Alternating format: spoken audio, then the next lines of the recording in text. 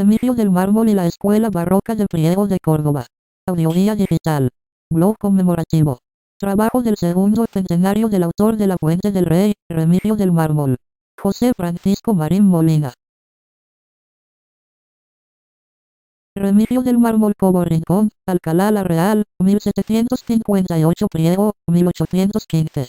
El artista, escultor, estuquista y arquitecto, Remigio del Mármol, fue el penúltimo eslabón de la escuela que fundara Francisco Hurtado a inicios del siglo XVIII, y a la postre, se convirtió en el enlace con el nuevo siglo XIX, mediante una transición hacia nuevos conceptos estilísticos de su época, como los llamados historicismos de nueva moda, aplicándose en la teorización del eclecticismo, y, fundamentando su obra en una continua labor experimentadora, mediante indagaciones funcionalistas y organicistas que han perdurado hasta nuestros días.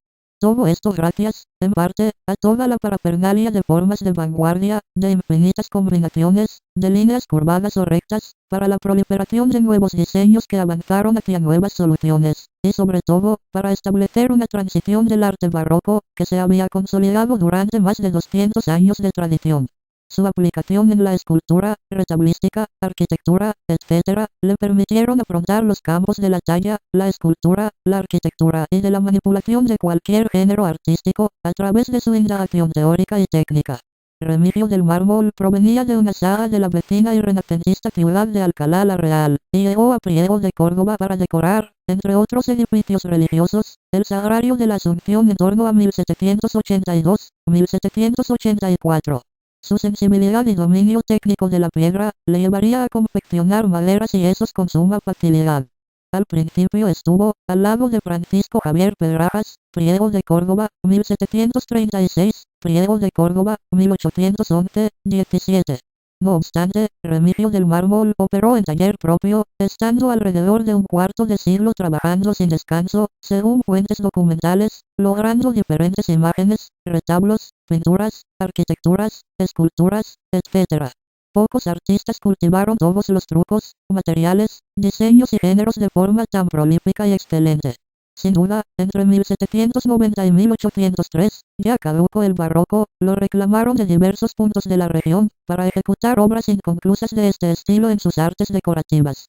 Es por tanto esta fase, que denominamos de sublimación, intermedia entre la primera, 1778-1790, y la etapa final, 1803-1815, cuando se consagra su genio como un perfeccionado maestro de gran preparación estética y decorativa en el ámbito cordobés y andaluz, para afrontar todo tipo de proyectos, muchos intuimos están sin documentar. Por estos motivos tampoco es casualidad que fuera uno de los maestros de José Álvarez Cubero, apodado por la crítica como el Fidias español. El conjunto artístico que proyectó esta industria o fábrica de talla, rebasó sus fronteras para transferirse a las provincias limítrofes, generando un estilo arquitectónico y decorativo único en toda la región.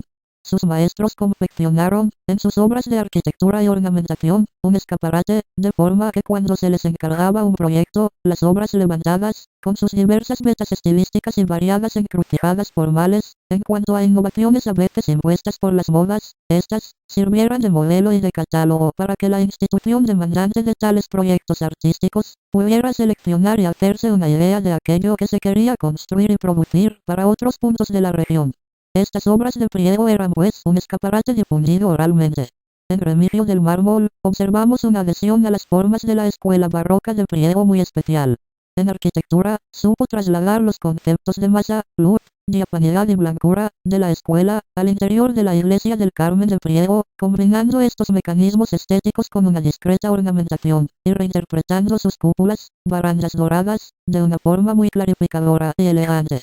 A continuación supo influirse del renacimiento andaluz, para adaptarlo armónicamente a esta estética barroca local, incluso la mezcló con historicismos de nueva moda, a nivel decorativo y espacial, como el estilo imperio.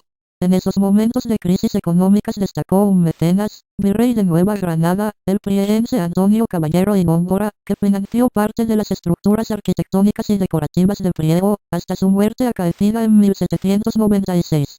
Además becó al escultor José Álvarez Cubero, Priego de Córdoba, 1768, Madrid, 1827, que fue discípulo de Pedrajas y Mármol en Priego, por el hecho de participar con ellos desde muy joven en sus equipos de tallado, algo pertinentemente documentado y demostrado para la historiografía.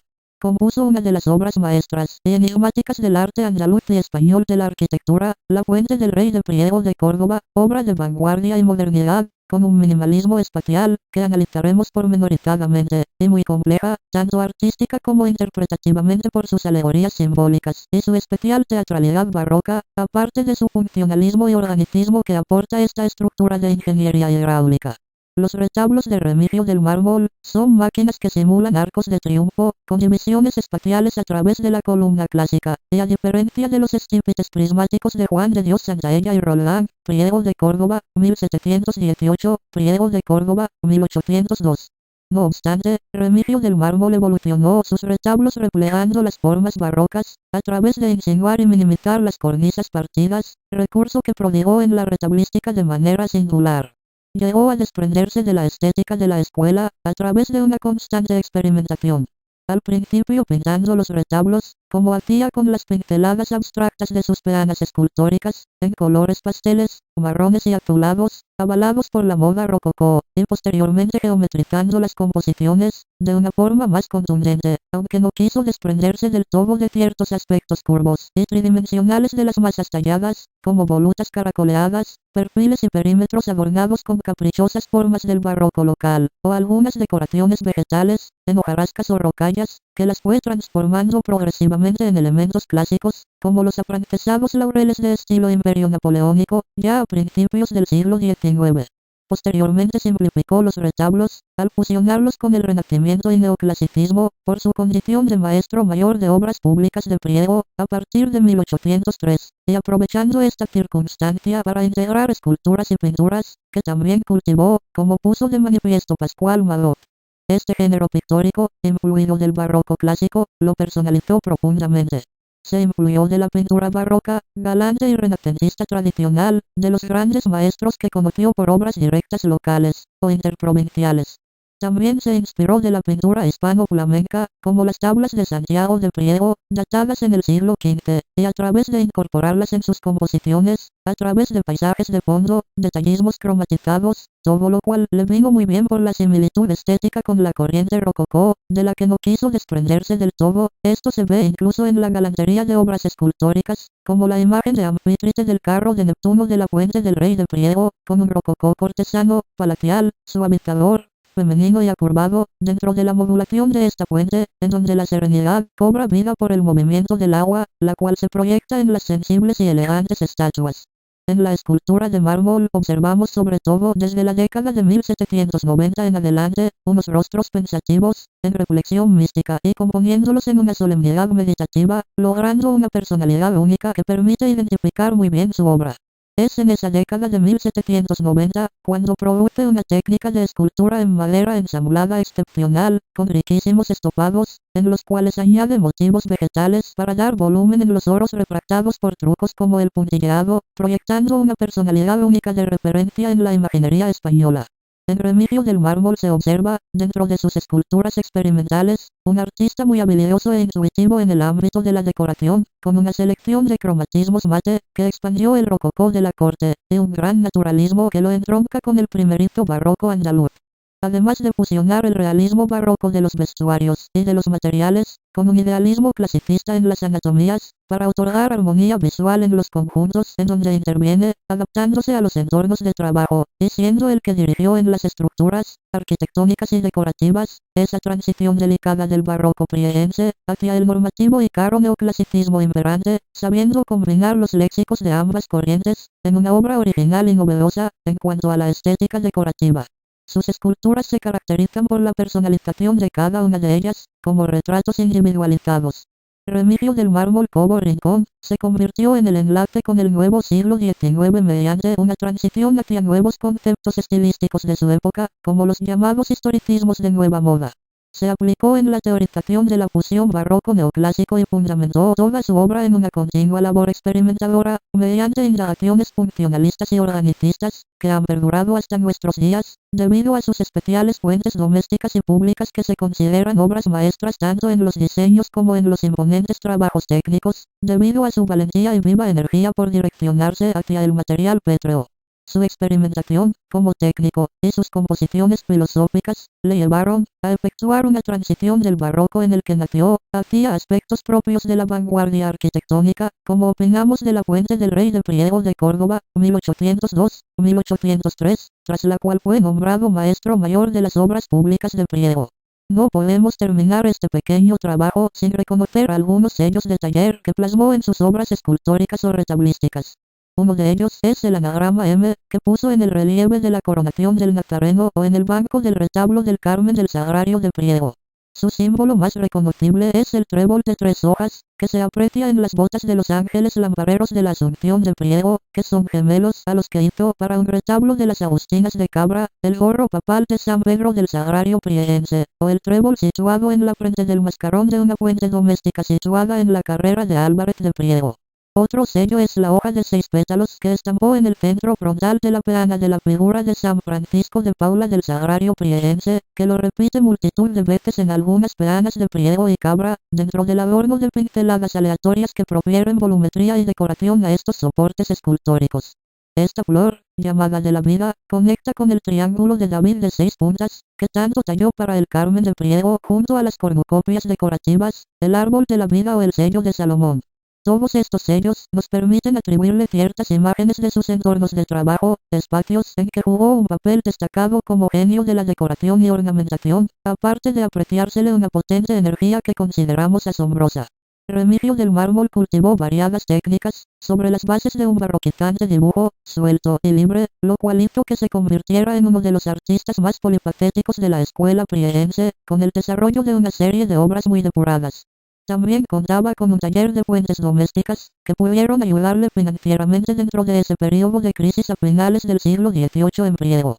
A él le fue encargado de efectuar un urgente plan hidrológico local a inicios del siglo XIX.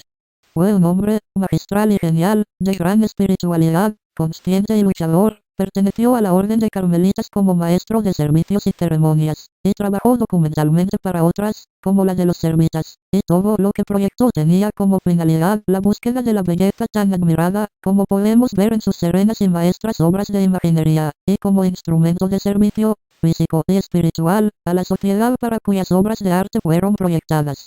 Fue enterrado en Priego de Córdoba el 26 de enero de 1815. Obras representativas de Remigio del Mármol. Esculturas en yeso del Sagrario de la Parroquia de la Asunción de Priego de Córdoba, 1782-1786. El relieve de la coronación de espinas del retablo de Jesús Nazareno de la iglesia de San Francisco de Priego de Córdoba, en torno a 1790. Portada y torre de la Parroquia del Carmen de Priego de Córdoba, 1789-1791. Retablo de la Real Hermandad de la Caridad de la Parroquia de la Asunción de Priego de Córdoba, 1790-1791. Palacete Carmelitano de la Calle del Río de Priego de Córdoba, 1789-1795. Los Sayones de Jesús de la Columna de la Iglesia de San Francisco de Priego de Córdoba, 1795-1796. Retablos para la Parroquia de Santiago de Iznájar, Córdoba, 1790-1799. Carro de Neptuno de la Fuente del Rey de Priego de Córdoba, 1802-1803.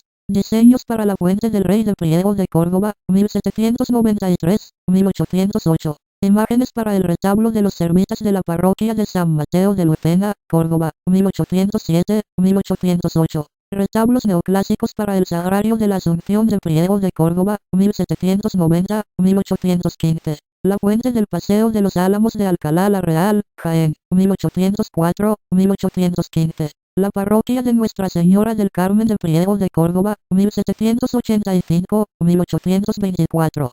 Texto, José Francisco Marín Molina. Libro, Remigio del Mármol y la Escuela Barroca de Priego de Córdoba.